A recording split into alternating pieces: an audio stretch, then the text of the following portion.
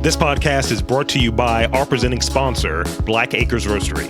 Black Acres Roastery is an artisan coffee roaster located in the Highlandtown district of Baltimore. Every roast, they strive to bring out the best qualities in unique coffees from around the world. They ethically source beans and curate roasting profiles that provide each cup of coffee a story. My favorite is Midnight Train, a dark roast with notes of cocoa nibs, graham cracker, and stone fruit. Delicious. Also, check out their cold brew. Temperatures are changing, so cold brew is going to be in effect. So stay woke and check out their website, www.blackacrescoffee.com. Tell them Rob Lee sent you. Welcome to Getting to the Truth in This Art. I am your host, Rob Lee, and my next guest is a genre-bending lyricist, vocalist, composer, producer, and activist. We have Neru The Fourth Fugee. Welcome to the podcast. Thank you for having me. I had to get the full. I had to get each E in there. I'm happy we're able to get this in. It's a lot of E's in there. We get all of the E's. I know, right? Yeah. So how are you today? How's everything going on this steamy Friday afternoon? Oh, it's good. I woke up this morning, made a smoothie. Got some business out the way. That's good. So yeah, it's definitely a good day. It looks like the weather is finally breaking, so I think that's cool. Yeah, and I mean, hopefully people can get out, and it's a lot of stuff that it feels like it's slowly coming back, and stuff that we've missed, whether it be like festivals and live music around like other people. So as we get into that, I want to talk about that a little bit, but also I want to talk about your background as a creator. So could you, because I gave all the superlatives that I got from the bio, but describe your style, your creative approach in a few words for those who are uninitiated. I guess it's really hard to explain. I feel like it would be easier for me to kind of show, but I would say it's definitely original, intriguing, and impactful. I don't know, I blend so many different genres into one sound to kind of create my own genre, if that makes sense. Yeah. And you can't really put your finger on where or what my inspirations is, because I have so many different sounds. I can do so many different things, you know what I mean? So, but not even just on the music tip, just as far as I also model. I do model stuff here and there. And I'm also really just into instilling knowledge of self into the youth, and just people that's coming up, and for the people that's going to be here when we're gone, it's going to take over for the future. So, yeah, so.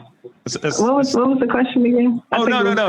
Yeah, no, just describing your style, and I think you covered it. And I think what I take out of it is you're a deep individual. You're a thoughtful individual. You put thought in what you're doing, and just having that not to sound corny, but having that third eye open as to what's going on around you and what's happened before you and what may be happening in the future.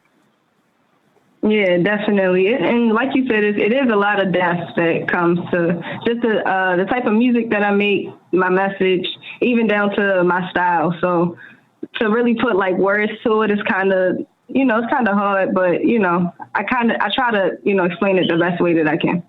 Then, I mean, when this post goes up, there's going to be a bunch of pictures, because as you put it, it's hard to do it with words. You got to have that visual there. So we're going to make sure that's all set. So aside from the work that you do, your music or what have you, and some of your projects that you've been associated with, because it's more immersive instead of just one area. You touched on, you do the modeling stuff on occasion, and you're hitting each facet of that kind of musical component, and there's a visual aspect there too. But let's talk about songs a little bit. Aside from your own work, what songs have had you completely mesmerized? That songs that hit you and you're like, all right, that's something there. I like that. This is stuck in my head. Wow. Yeah. Growing up, I would say of course, my family was into church and in the church heavy. So I was listening to a lot of gospel. My father exposed me to a lot of funk. So like I would say like Bootsy Collins and Funkadelic definitely caught my eye a lot, and just even down to their lyrics, like they created their own languages sometimes, it seemed like. So that really interested me. So I would say them definitely. But more recently, or I would say that kind of helped mold like me as an artist, I would say like Black Hippie definitely. From Section 80 to Control System, Schoolboy Q, like all of those guys definitely had a hand in help creating, I would say help me become more of a lyricist. I really was into like Wiz Khalifa growing up too, like his earlier stuff. Of course, Cushion Orange Juice and all that. But I was waiting for you to say that.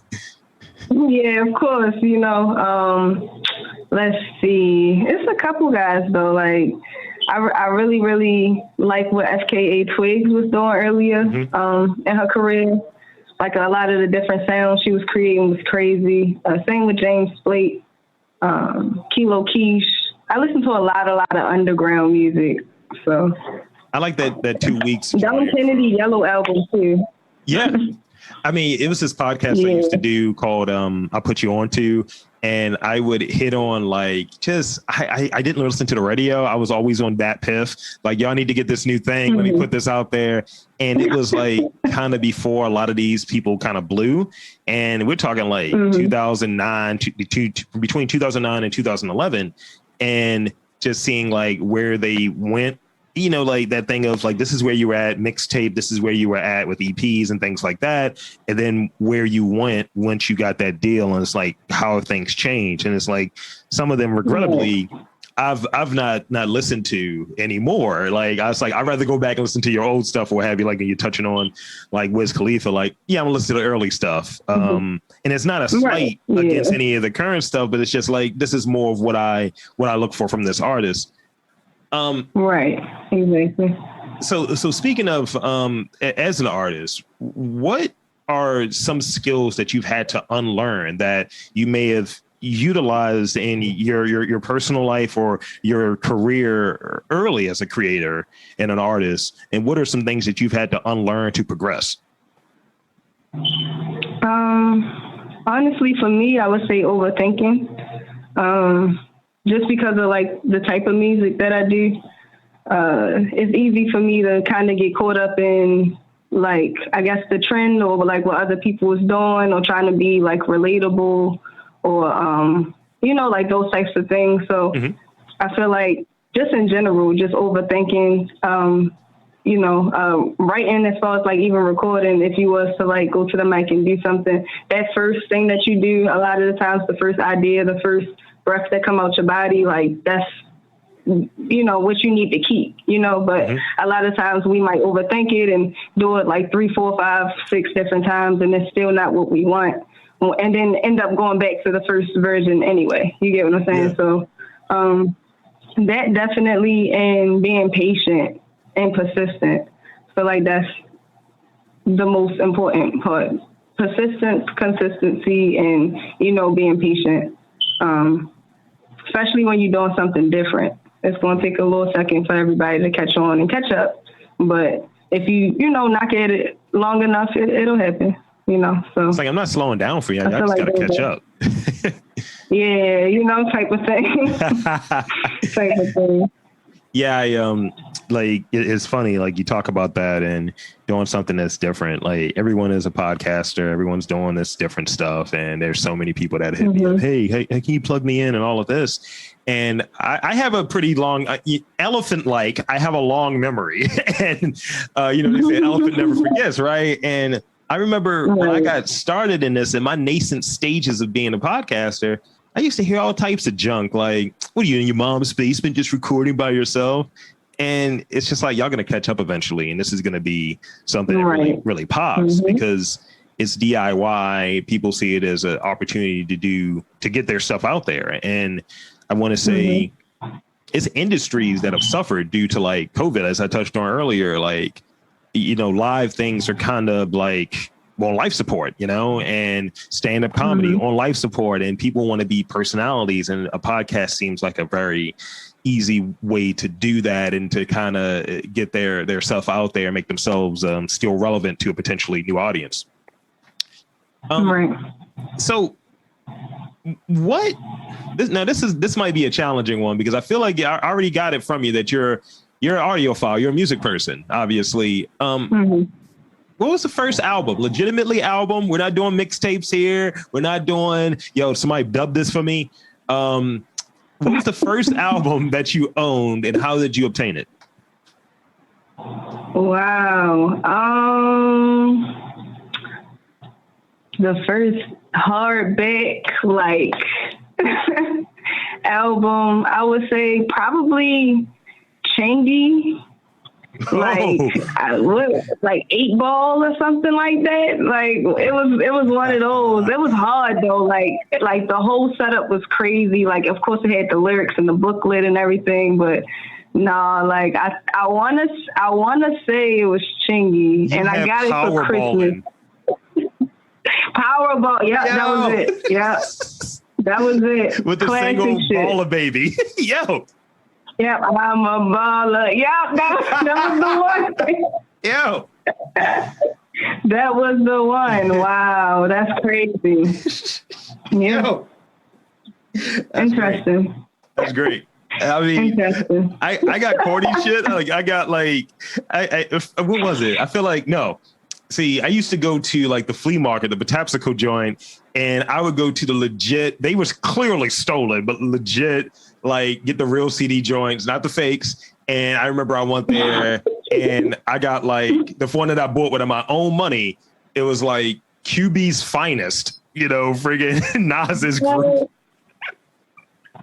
And I was like, yo, this is fire. Classy. It was not. It was wild bucks. Damn. So damn. Not you bought it with your own money. That's the thing, like, because the first thing I got, like, to make myself sound super old, was Wu-Tang Forever. I got it for my birthday one year, and I remember my dad shaded it. He was like, "What's this whining shit? It's a lot of whining on here. This ain't rap." Hey yo. he shaded my birthday present. Crazy. He took it out of the tape player. He's like, "We ain't listen no more of this." I was like, "Yo, can I get my birthday present?" Listen to this no more. Right. So I read that you've shared stages, because we were talking a little bit earlier about like just missing like being out there, being around live music, and just people kind of doing their thing. It's a certain energy that you can't replicate with a live stream without people being there. Like I've seen it with wrestling. I've seen it with just different things. When you don't have the audience there or that full capacity of what that situation should look like, something is lacking. That spirit is just not there in the same way it would be otherwise. Yeah. So I read that you shared the stage with the likes of The Roots, IDK, Odyssey, Danny Brown, and your style has been described as being reminiscent of Lauryn Hill. So for you, what's next? And what do you want to accomplish, in the next few years as we're coming out of, the last year? What do you want to accomplish in the next few years? So that's a good question. I have an album coming later on this year that I'm planning to release by October. And that will be called Greater Than, with a few different special appearances and features and stuff. But in general, I feel like up until this point I have accomplished a lot. Like last year, even down to the Color Studio publication. So moving forward, I'm definitely trying to get the in-studio colors, performance and everything. And I feel like that would be exactly what I need to kind of propel Baltimore and just to, put more light on us. I definitely feel like this is a good time right now. We getting a lot of, publicity and everything. But I feel like it should be shared in all aspects, just as far as sounds and, it's weird for me because when people ask me where I'm from and I say Baltimore, they're totally caught off guard, So I want to be able to like show that it's more than just one sound coming from here. It's more than just one style coming from here. You know what I mean? Like they do, or Baltimore do breed other, you know, species of facets of people. You feel me? So I feel like that's really one of my goals. But in general, like I said, the color studio and studio performance, that would be love. Even down to the sway. Like when I was on sway, I was on Getting the Game, but I wasn't able to do the in studio interview because of Corona. You know, so it would be nice if I would. You know, they made me a sway resident. So I, you know, soon I'll be able to go, you know, on there for the actual in studio interview. So just moving forward, I'm just ready to propel and be able to go to the next level, the next platform with my music, as far as the fashion, even down to like I said, my activism and stuff. I want to be able to like, you know, speak to the kids and talk to them and just show them different as well. So that's really one of my biggest goals: creating generational wealth, owning properties and like the quote unquote good areas or the gentrified areas, and, you know, making more opportunities for people like us. That's like one of my biggest goals. So that's major. And I think, like, you know, you're right. It's a very advantageous time. People are looking, and my thing is always, when the eyes and the spotlight and all of that stuff, the attention is in that direction. And what are you going to do with it? That's what I always go with. And it's just like, try to do good with it. Try to do good. And you see, the thing that you said that really keyed in on was just having something different, having an alternative. Like once upon a time, I did about 4 hours of radio this is when Catherine Pugh was still in office, and I interviewed her at the beginning, which was very interesting. I'll tell you about that after we're done with this interview. But pretty much every rapper that got on there, it was like mostly like it's probably about 20 rappers I talked to. It was mostly that. It was some talent showcase, and just all of them just trying to sound unique, but they all kind of saying the same thing with the exception of maybe 3 of them. And the 3 is like, we had a longer conversation. They were in this kind of, I got something unique. And it's like, I already peeped them as being nerds. I was like, all right, we're on the same gang. But everyone else was like, yo, my struggle. That's like, it's not a knock on it, but we heard that. We get that. And what makes your struggle different from his struggle than different from that struggle? But when you're saying that we have more here than just the thing that we're hearing so much of, that's the thing that really interests someone like me. It's like, what makes you unique? What makes you have crossover appeal? You're going to have an audience, you're going to have a niche and all of that, but what gives you crossover appeal? And you got it. I mean, I think because, you know, one of the things that kind of had me super excited about this interview, I remember seeing you in one of those like publications in and around the city. I think it was like the Weekend Joint or maybe even the city paper when that was still around. And I was like, I'm interviewing you. And I was like, yo, this is going to be cool. Cause you know, it's that thing of, I've seen you in print before. I've seen you printed on paper. I'm going to interview. I'm going to talk to you. Wow. So it's kind of that full circle moment for me. Totally. Yeah. So what do you hope listeners take away from this interview and take away from your work? What do you want listeners, if you were to key in on and say, look, specifically, this is what you need to know about Neru? Honestly, like I say this all the time, and I know it to be fact, because like people tell me all the time, like it's really hard to read me, just in general. So like I want people to take away whatever they take away from it, as long as it's provoking thought. You know what I mean? That's literally all that I've ever wanted. You know, it's just to provoke thought, especially now with everything that's going on. We're being bombarded with all types of propaganda. So just, you know, being able to let people know, like, hey, it's okay to, you know, think a little differently, ask questions, please ask questions. You know, that's very important. Fact check, you know, like just just check the checkers, just keep checking and just keep going. You know, like never stop, like wanting to learn, never stop, like having a hunger for learning. Like I'm the type of person, we might like have a hour-long conversation about something, and then I just whip out a book about it and be like, yeah, just take this with you, read it, and then like the next time we like, just give it back to me and we'll like talk about it, you know? So like I feel like it's really, really like important. It's imperative, especially now, to just think for yourself. Yeah. We have a lot of, you talked about the propaganda thing, and I think we want to say, Winslow, you might be an air sign. I don't know. I'm getting that vibe. I don't know. But. You said air sign vibe? Yeah. Are you an air sign? No, I'm actually a Sagittarius. Oh, okay. My parents are Sagittarius, both of them. Yeah. Yeah. Both? Wow. Both of them. Both of them. That's interesting. Okay. They're both cusps, though. It's like Sag Cap cusps. Again. Oh, okay, a story for another time.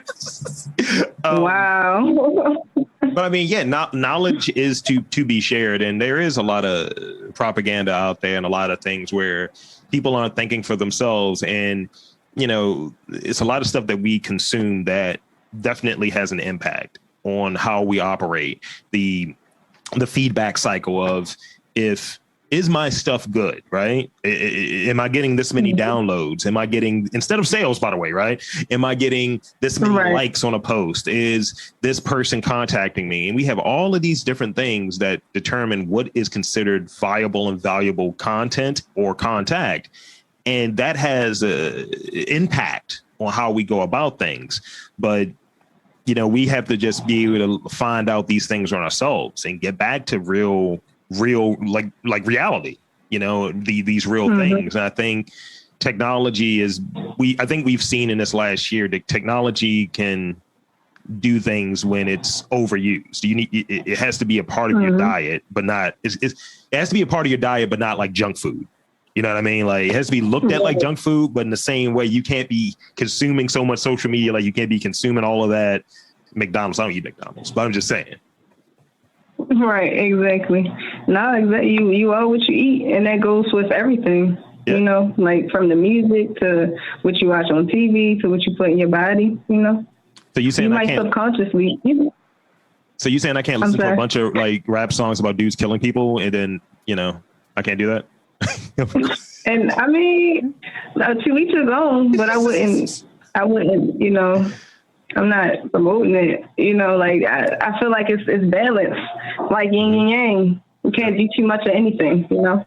I agree. So, what to say? Yeah. Even down to the music, like, I mean, I listen to all types of stuff. Like I could literally go from like Maxo Cream to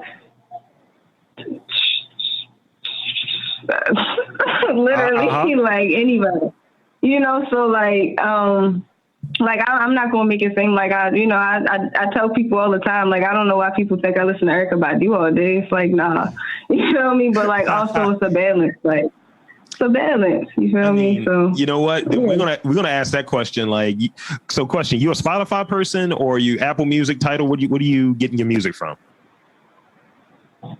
So right now Spotify, because I have like a few different like playlists for my moods. So right now I would say Spotify. But if I wanted to listen to like older stuff, like if I wanted to like feel like I was in high school and reminisce and, you know, do all that type of stuff, I would go to SoundCloud. So SoundCloud literally has everything.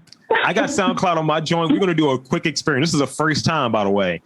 So do you have your phone handy? Of course you do. You're a millennial. Yeah. Of course you do. Go to that little last liked songs. Go to your library and look at your last liked songs. The last 5 songs, name them. All right, let's see. See, this is a wild social experiment. What? Uh-huh. I love it. All right, last 5 liked songs. Yeah. Misty, Currency. I get it. That's off his new project. This Kelly Uchis Rush. You Sent Me Flying. Cherry, Amy Winehouse. Trampoline, Ace Hood.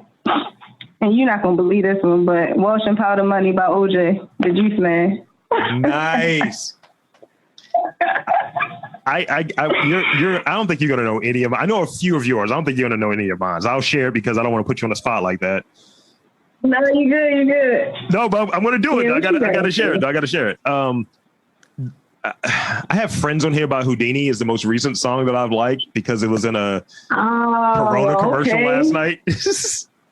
I have Useless by Omar Apollo. That's a fire track. Look Into My Eyes by George Lamond. This is when I was in my freestyle phase. I was just listening to like, oh snap, a Latin freestyle playlist just came on. Baby Don't Go by FFWD. And the last one is How Can We Be Wrong by Trenier. So yeah, wow. I gotta look into that. Let me find out. You know, okay. I try to have a diverse palette when it comes to my music, consumption. No, it definitely sounds like it. Yeah, I used to do. I'm gonna check some of those also. I used to burn copies of like CDs, and they would not have any set rhyme or reason. It's not like, yo, let me put my workout playlist on my, black Air Force Ones playlist because that's a playlist. I would. It would be a little bit of everything on. I used to just call it mad shit. It was just like it's mad shit on that, man. And it would just be at that maximum. I got like 78 minutes of random songs on there, just going to that YouTube to MP3 converter and getting busy. Yo, no games. Yeah, that was it back in the day, though. Absolutely. Like I remember LimeWire and like having an MP3 player and, having literally just like a mixture of all different types of songs. You don't know what mixtape, what album, like even to this day, like it's so many like loose, like Yo Gotti and like Gucci songs that I could probably never find because I don't know the name. It's like, that's number 6 right there. The one when he was talking about, he slapped somebody with some orange juice. It's like, what? No, for real. So sliding back, I have a few more questions, and this has been fun. I like it being lax. It's a nice way to wrap up a Friday. Yeah. So from your vantage point, right? Describe what's special about Baltimore. What's special about being an artist here, growing up here? What's special about Baltimore for you? Honestly, like just the culture here, the history is very rich in history. I think it's really beautiful, the good and bad, because people try to make it seem like, Baltimore is so bad or just like the violence here, is high and all of those things. As far as the violence and stuff, like we do have a history with like some of those things. But for whatever reason, people are still so interested in like the city, they're interested in the people that's in the city. So I feel like, like I said, it's definitely beautiful, the good and bad. And it exerts a balance. Like, I know I said that a lot throughout this interview, but I feel like that's very important. It's beauty in even in some of the worst places here. It's so much beauty, so even if you think about Pennsylvania Avenue and what that was, like in the early 50s and 60s. So like it's so much, it's very rich in history, and it really breeds a lot of geniuses and talented people. So, Well, I mean, I'm talking to one right now, so that's how it goes. Definitely appreciate that. Totally, you're welcome. I think the key thing about it, the light and dark, the duality of it, the good and the bad, the ugly and the beautiful. I think you can't recognize the other without having one of them. So, like, if you don't have something that's ugly, you can't see something you can't appreciate beauty. Mm-hmm. So the last, and I feel like that's one of the biggest things. Yeah. So the last thing that I have for you, the last question I have for you is, now I'm going to preface this. I'm not going to steal it. Okay. I just want to let you know this. What is the most useful thing that you own?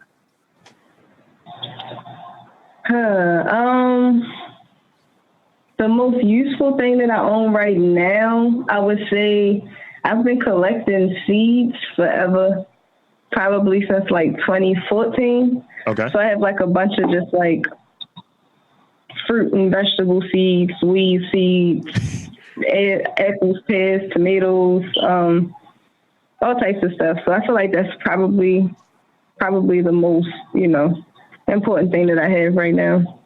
It would probably be smart for me to start putting it into action and putting it in soil.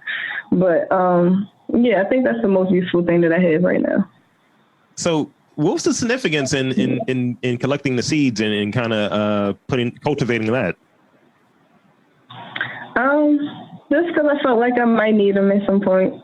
I collect a lot of stuff, like like rare coins. Have like a bunch of like 50-cent coins and dollar, like the gold dollar coins. Yeah.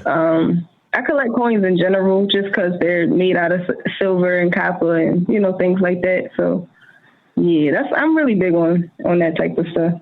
So I'm not going to steal the seeds, but I will steal the coins. So yeah, collect some coins, man. Just in case the dollar fails. You got some copper, you got some silver, you can trade. Yeah, it's a thing. When they said, the emergence of like cryptocurrency and all of that, I was like, money's not real, guys. I just wanted to have that thing out there. Yeah. It hasn't been backed by gold forever. So, Right. So, when I get my gold teeth, see, I'm going to be the richest. Nope. Nah. As much as I smile, as much as my teeth are going to be out, people are going to be annoyed. It's like, can you put your fronts away? Nah. No, for real. I'm going to go to corporate meetings with my wild fronts in and a shaved head. I'm going to look like a rap caricature. Hey, yo. Oh, God. So this has been a lot of fun. This is a point of the podcast where I like to give my guests an opportunity to, one, I like to thank them and thank you for coming onto this podcast. And two, I want to give you the opportunity to shamelessly plug your social media, website, anything that you want to plug to tell people where to find you. So have at it. And thank you again. Of course, all that good stuff. This is Neru The Fourth Fugee, the fourth of the Fugees. You can find me on Instagram, Twitter, all of those things. Neru The #4TH. Spotify, all of the music platforms and stuff. That's Neru The Fourth Fugee. I just dropped a lyric video for Desaline's Dissemination. That's a song off of my most recent project called The Almanac, and that's featuring Detronada and Il Camille. So y'all should go ahead and check that out. Enlightenment Era is out as well. Yeah, this has been fun. Appreciate you having me. Well, thank you, Neru. So for Neru, the fourth Fugee. You got to put the extra E's in it. It's all about the E's. I'm Rob Lee saying that there's art in and around Baltimore. You just got to look for it.